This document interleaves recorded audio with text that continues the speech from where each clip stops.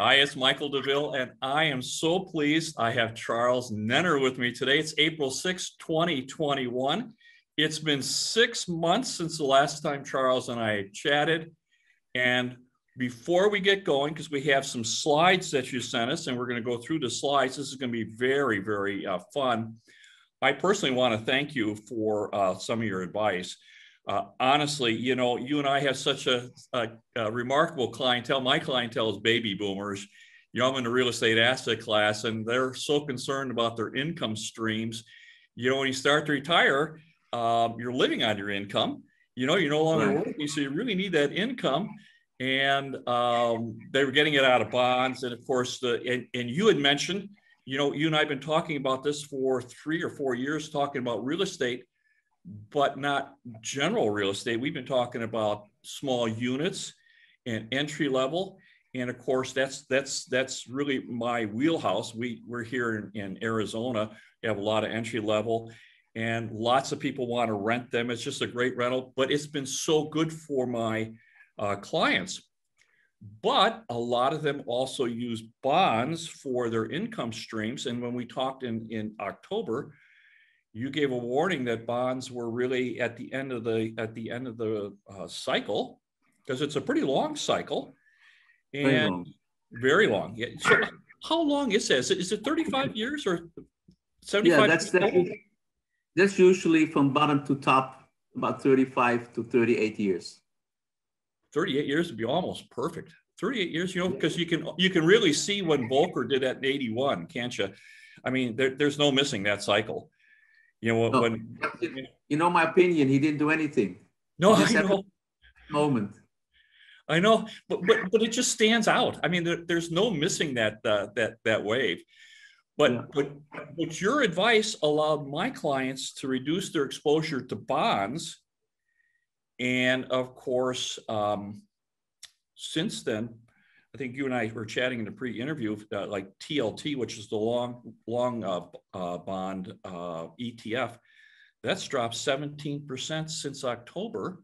That's a really significant drop. And of course, you're not getting any income and you lose 17% on your portfolio. That's pretty significant, particularly for like a baby boomer, because we're really risk averse. You can't get that back. So thank you, Charles. That was just really, really terrific advice. So what are you seeing in the world that you want to bring up? We'll take a look at your charts, but anything that you'd like to mention? Well, the charts say most of it, because we got something about the Dow Jones, the stock market, about gold, about the bonds, because, you know, people who didn't go out, let's see if they can have a bounce, a second chance. They don't get back what they lost, but, you know, they have to know when to sell. Maybe, you know, based on my cycle work, which we show on the charts in a minute, we can help them to give a second chance. So we'll see what's going on in the markets. We got 4 or 5 charts, and that covers actually everything that's going on. Right. Well, you know, what helped us too was that when you said to get out of the bonds, it meant you shouldn't be lending money anymore to governments. But we took it conversely and said, well, if we shouldn't be lending money, maybe we should be borrowing. And a lot of my clients, we took really long-term mortgages at rock bottom prices. And thank you for that. It was just absolutely terrific. You were outstanding. So how about if I roll over to the charts? Let me just share the screen, because they're beautiful, beautiful research charts. Here we go. I think we can see them. And I think the first one is gold, Charles. No, now, this one says Dow Jones, but it doesn't matter. Let me get up to our gold chart. Yeah, so this is the gold chart. And now this is your research down here? Yeah, let me first explain what we're looking at. At the top is the price of gold. And the bottom red is the cycle that my program produces. And it's based on that things don't move at random. So it's not that anything can happen that will change the cycle. As you see, if you have a mouse, I don't know if you can have a mouse going up and down. Oh, I have a mouse. No, that's me. I'm doing it. Yep. So this area here.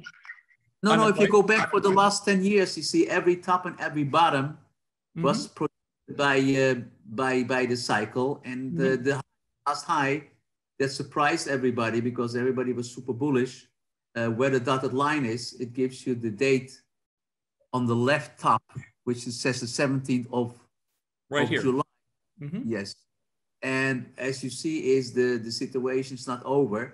There's going to be a very nice rally again in gold this year. But you see, the cycle is still down for a while. So we're not in a hurry to buy the gold. Now, this has all kinds of economic implications.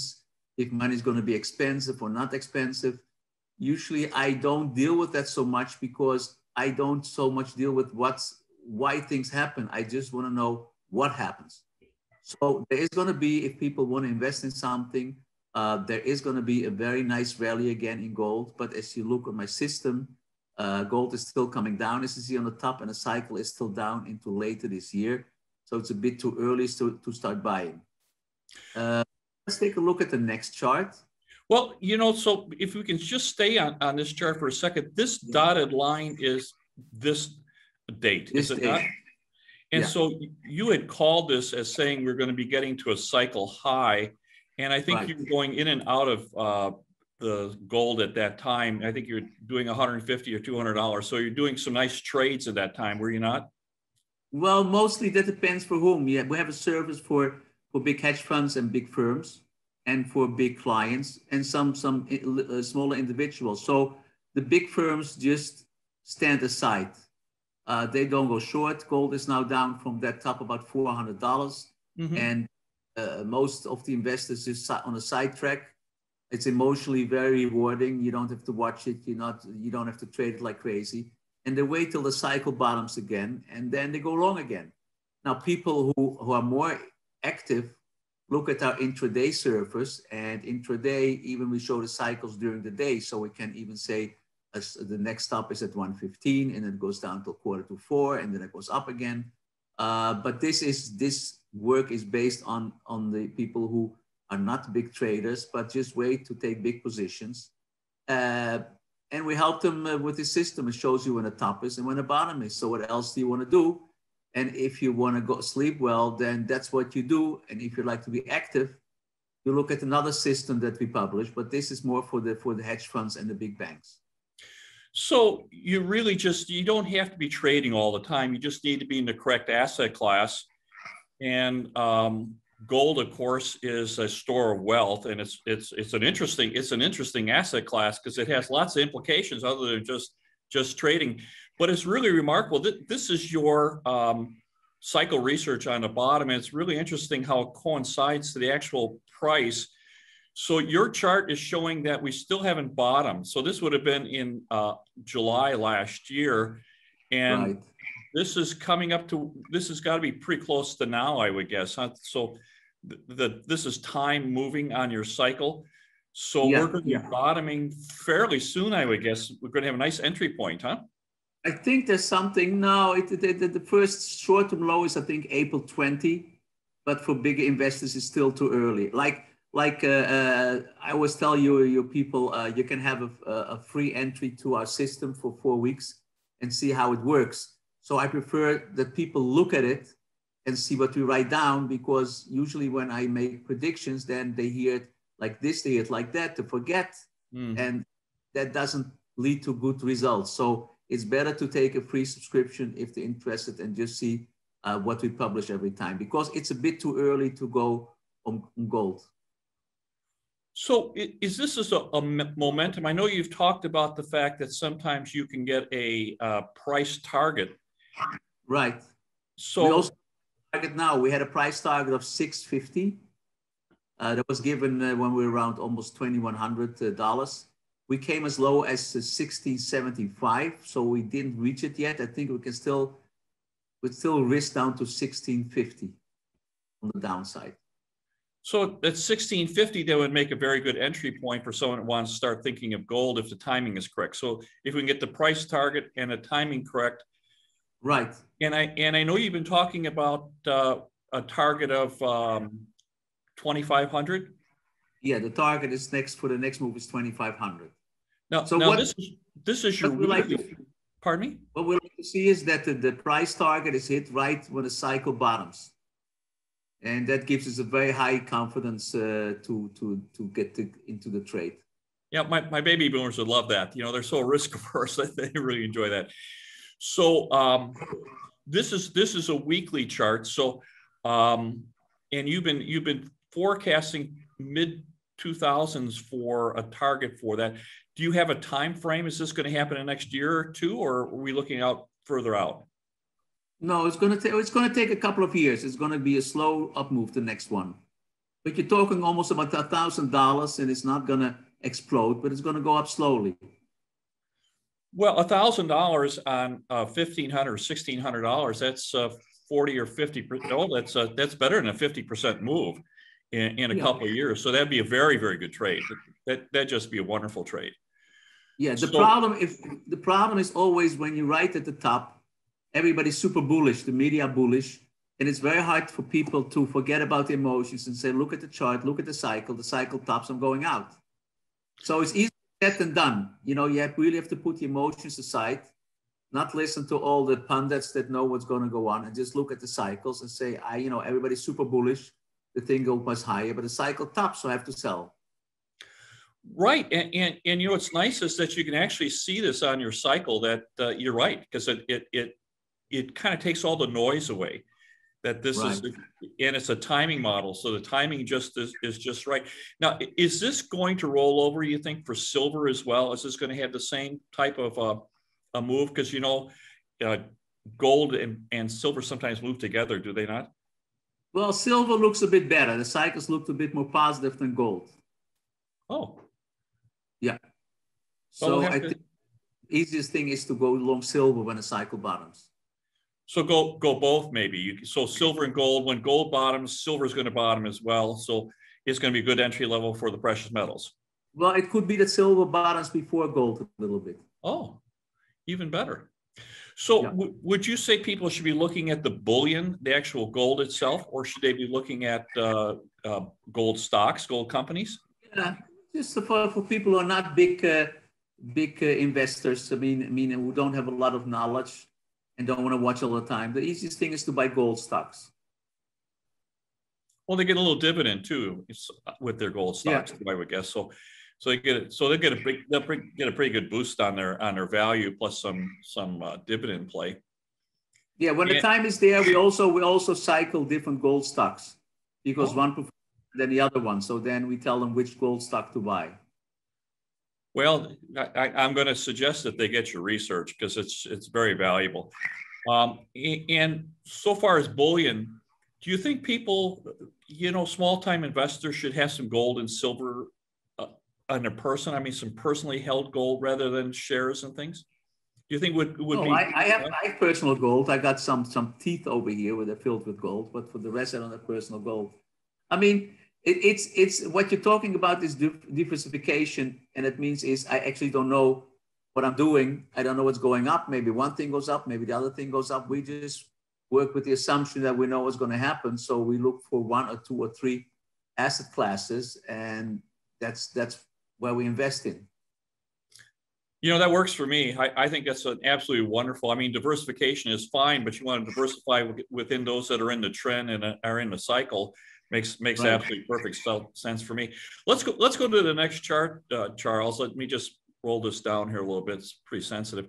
This is the volatility index. So and again, so this is the date is April 2nd. So this is very, very recent. And this would be this timeline right through here. So it looks like we're going to be starting to go up into a little more volatility. Right.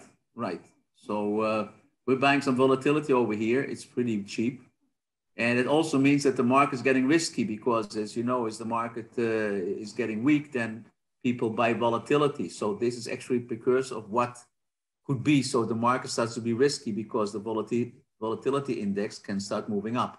Now, as you see, going back to you see 3 peaks, 4 peaks. You see every peak was actually projected by the cycles. Mm-hmm. Usually, those are very nice trades with a very small investment. Well, we have another peak coming up here. I'm not sure what the timeline is, but it looks like it's fairly soon. Is this one of your targets right here? Yeah, I don't know. But that's it. I think that's the end of May or June or so. So you and I talked about this before when we were talking about hedging a real estate portfolio. You would go and short some builder stocks, and of course, if the real estate industry started suffering, you'd start making money on your shorts. So that's kind of along the same line, isn't it? So if you've got a portfolio and it starts looking at turmoil, you're suggesting like Yeah. a hedge, are you not? Yeah, then it's much better than going short. You buy the VIX. You just need a broker, or not even every broker can do it, but it needs a calculation how much VIX you should do based on your portfolio. So are these actual options, or would this be something like TVIX or one of the? Yeah, well, there are all kinds of the options, and there are futures, and there are ETFs. There's all kinds of ways to play it. If you Google it, then you find all these things. So fairly easy for like a novice to do this, just protect their portfolio, and of course maybe make some extra income on this, because it looks like it's pretty pronounced that you're going to get a pretty pronounced spike right here. It's following your chart. It's amazing to me how your cycle charts. It's just amazing, because you're right. These cycle. Your work is predicting what the market is going to do, and it's just pretty doggone remarkable, Charles. It's kudos to you. It's beautiful. Is there anything else that you want to talk about on this chart itself? No, not in this chart, but I always come back to the fact that these things, markets move like on the news from next year. If you know the news from next year, then maybe a good investor. But nobody talks about the news from next year because they don't know. Even the Fed doesn't know. They look for months to months.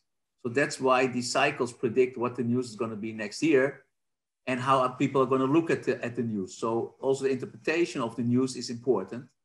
And that's why we can predict what markets do. Well, I love your saying, I don't necessarily know why it's going to happen. I just know what's going to happen. And right. it actually is more important to know what's going to happen than why. If you know, it's just so great. So should we go to the next slide? Yeah, I just want to mention, because most firms don't know what's going to happen. They all write why it's happening, but that doesn't help anybody. Doesn't help anybody at all. Not at all. And I have been following you for years, and your advice has just been exemplary, and just you've helped me and my clients. So thank you. Now let's move to the next one. This one is a really important chart. So it's a great chart for you. Here again, this is last year. So we're talking about peaking. So you peaked really in. Well, take a look at the left side. Beginning of June last year. Last year, yeah, it looked like it right on time. It looked like it came in, and you can see your peaks. Now, do you think this was the bottom of the long-term interest rate cycle? Yeah, definitely. So if we figure, you thought it was like 35 or 38 years. So if we came back from 81, 82, gosh, that'd just be textbook, wouldn't it? That'd just be perfect. I had to, even with knowledgeable firms, I had a problem because they knew a bull market for bonds since they were born, and they couldn't believe that the bull market would be over. And so a lot of people stayed in just because the bull market was always going on while they were in business, or even, when they were born. Now it's a problem. I mean, the interest rates can go, the long bond can go over 10, 12% again in 10 years or so. So that's a big problem. Everybody was talking about inflation for years. There's no inflation, but soon we're going to have hyperinflation just based on the cycle. Don't ask me why. I can come up with the usual stories. And that's going to bring the interest rates over 10%. It's a big problem. If you own bonds and you bought them when you had 1.5%, what are you going to do? Because right now you have a big loss. We talked about it. I hope people that watch this went out. They're going to have a bounce soon, and they should use that bounce as a second chance to lighten up on their bonds. Now, the problem is that if you own bonds, you get your money back. If it says $1,000, in the end you get $1,000. But if you bond funds and you sell out, you never get your money back anymore. So it's a problem. Yeah, there's no maturity on those, so it just they really keep going down. So and in Europe, of course, you're negative. Do you see 10% in Europe? That I can't tell you because I didn't study yet, but usually, you know, it goes in sync. Otherwise, the currency totally makes crazy movements. So usually it's the same interest rate. Well, if you have a negative bond in Europe and it moves to 7, 8, 9, or 10%, that's going to be a significant loss. Right. I mean, a really significant loss. Definitely. So we have an opportunity coming in. So this has been, so when I talk to you, I pass this on to my clients. A lot of my clients have free and clear properties. If they have any financing, it looks like you're saying right through here, I'm going to say your cycle is showing that rates are going to come down for a time. And this that bonds. These bonds, the rates are going up until that low, but soon we're going to get a bounce. This here. To the right. This. No, right. Here. No, that's too far. This after here, yeah. I see. So, okay. Yeah, that makes sense. Okay, I understand. So a really short period of time. Yeah. Well, then, so in this time frame, and you think that's fairly imminent then? It's fairly imminent, but again, like I said, everybody can get the research for free for 4 weeks. Please see what is the knowledge in that financial institutions have, why they have an edge. At least see how to do it, and it's very helpful. And then for the next 4 weeks, it could be important to watch our research. No, I understand. So if you've got a lot of my clients have bonds, Charles, because they use it for income. So it looks like they're going to have an opportunity. You know, no one likes to take a loss, so maybe you want to minimize your loss. It doesn't look like they're going to be able to get back down to where it was, but it looks like they're going to minimize it. And maybe they should just move into a different asset class, maybe gold or silver. I think housing is probably still good for a little bit. What do you know, while we're on this, what do you think of soft commodities? What do you think of oil and some of the basic materials? Well, they had a big rally, and we watched the inflation index, and I think most of it is done at the moment. So I think the crude will not go much higher and other commodities right now. On this cycle? Yeah, for the next couple of months. What about if we looked out a year or two? You know, it's really affecting my business because we've seen lumber go up, we've seen copper go up, we've seen aluminum go up. Iron, all the basic building marks, it's really affected housing. Are we still looking a couple years out that we're still going to have this pressure from basic materials? What do you exactly mean? Do we see iron ore and oil looking out on a long-term basis, maybe a year or two out, still fairly strong? Yeah, but I don't have that in my head, so I can't tell you exactly. You have to watch my research. I'm not everything ready. I understand. I didn't mean to put you on the spot. Yeah. It's just, I'll tell you, lumber has gone up, has doubled here in my marketplace, and it's really affected the prices. I mean, it's, you know, so and timing is so terribly important when you're investing. Your models are just wonderful. Should we go to the next model, which I think is the Dow? Are we done with this one? Is there anything else that you'd like to talk about? No, let's take a look at the Dow and see that we get in a dangerous period. Yep, there it is. Oh gosh, that's a scary looking chart, isn't it? That's a bit scary chart. You see that it goes back to the year 2000, so it hits all the. This is very long term. It's not for trading term. And you see it works pretty well. Like I told my subscribers, I think it's always going to work. If one time it doesn't work, it's possible, but you're going against the odds if you see this. So I would lighten up on the stock market because this doesn't look that great. So they should really pay attention. You know, you talked about this last year about the bonds. Those that paid attention saved themselves 17%. Plus probably put that money into a different asset class. This looks the problem is that you don't see why. It's same thing with the bonds. The news always comes a couple of months or half a year later. So you just have to close your eyes and say, listen, if this is what the cycle looks like, let me lighten up a little bit on stocks because the odds are against me. Well, there's nothing wrong with taking a profit. Well, there's something wrong because if it goes up next week and your neighbor makes a big profit, you don't feel good. So it's not so simple.